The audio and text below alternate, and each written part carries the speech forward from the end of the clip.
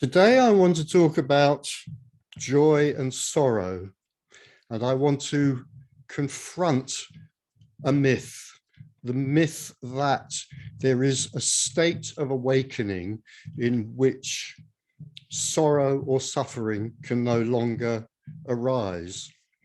I remember that many years ago, I was sitting in the audience of a non-duality speaker, and somebody in the audience asked a question about this. They said, you know, after awakening, when non-duality has been seen, does suffering get less?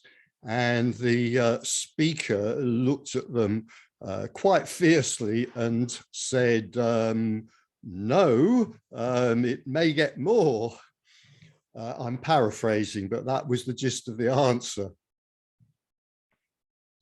So what we're doing here really is that we are confronting both a myth and also a projection that the seeker tends to put on individuals that they may see somehow as awakened.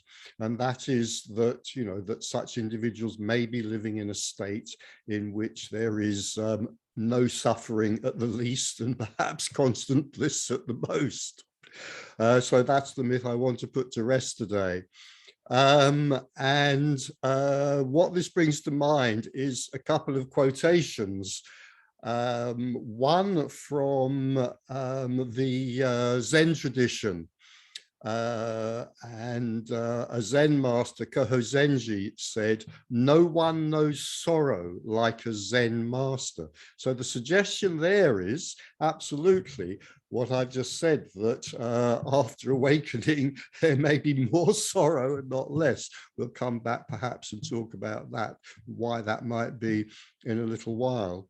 And then from the Tibetan Buddhist tradition, there's a similar statement from Dudjom Rinpoche, who said, even in the greatest yogi, joy and sorrow still arise.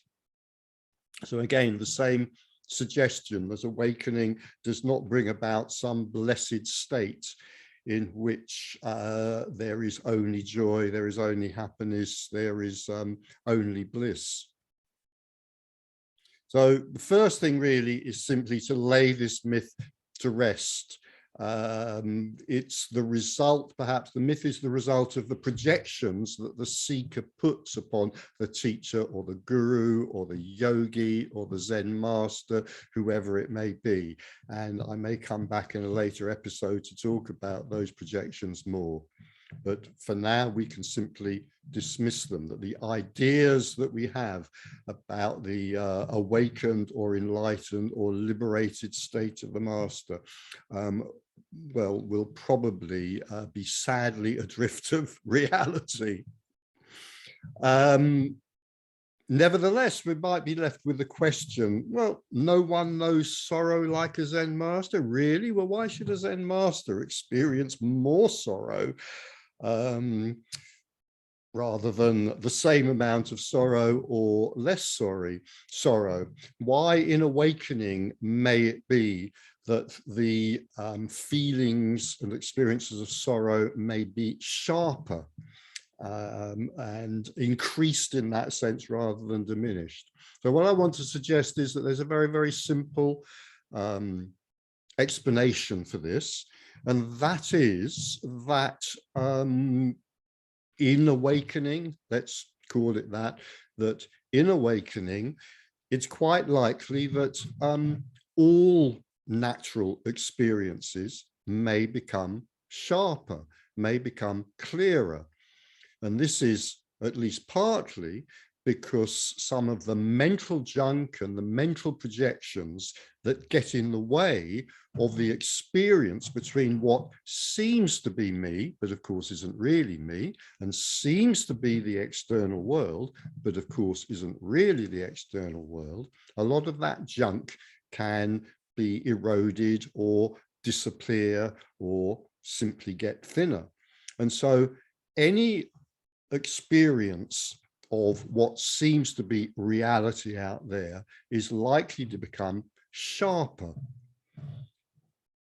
If it's an experience which might bring with it for us some feeling of sweetness or happiness or even bliss, then that is likely to become, let's say, purer. We could say less veiled by neurosis, for example, less veiled by some kind of internal monologue that may be going on.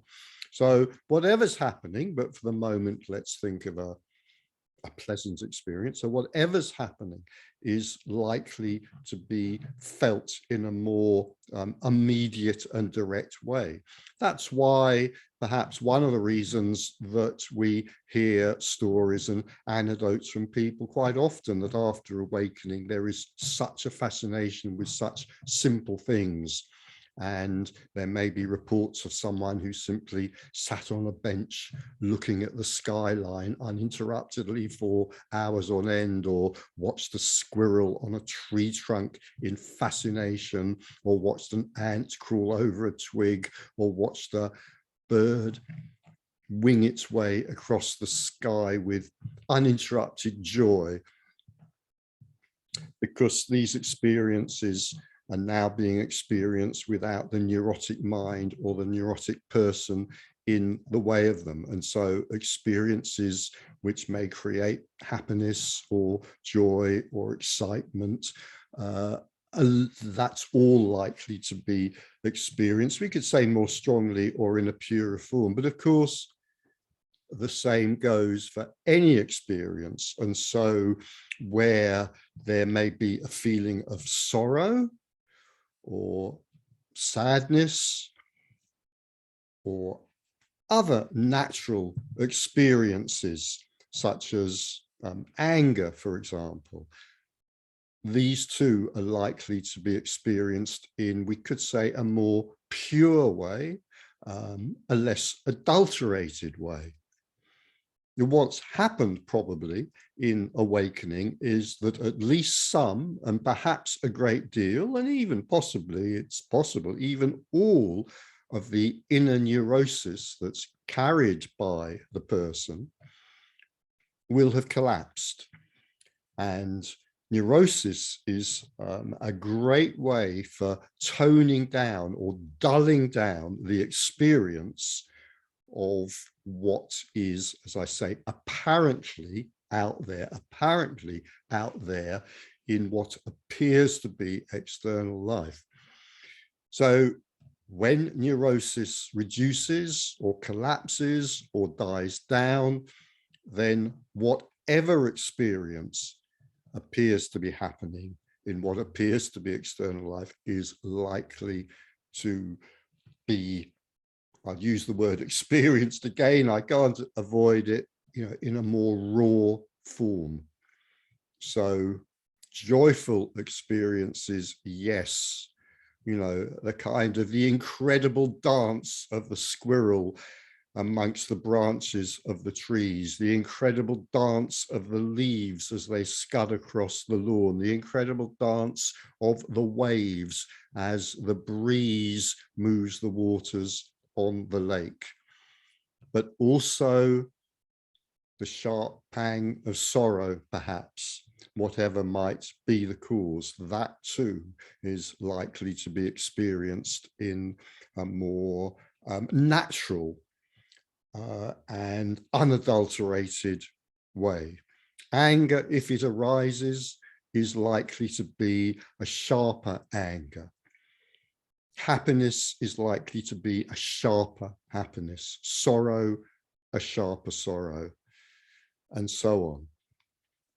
It's quite probable that if what the mind tends to think of as a negative feeling, such as sorrow or anger, arises, it's quite likely that it will pass more quickly. It's quite likely that the cloud of that feeling will pass through the sky of consciousness. That is that's not a good phrase to use, but I'll use it for now. It's quite likely that that cloud will pass more quickly, because the neurotic mind is not likely to be there to hold onto it and to grasp hold of it and to worry at it like a dog worrying at a bone.